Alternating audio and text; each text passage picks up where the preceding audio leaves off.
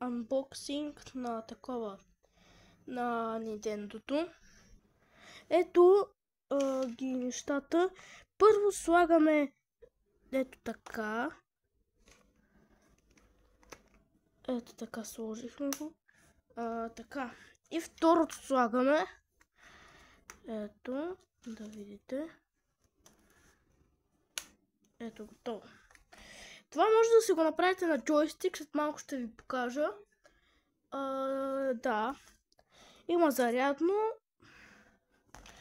Има да предпазване на джойстиците. И сега се чуете какви игри имам на него на Nintendo. Сега гледаме. Ето и тук. Слизаме тук.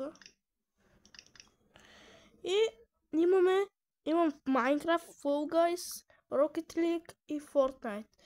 И това е. Аз откъде ще ги тегля игрите, ами от Nintendo Shop, ако искам нещо да си изтегля. И готово. Ще ви покажа как става и с конзолката. Ето и как изглежда на контролер. Много е яко. И хора, това ще е от ревюто. Чао!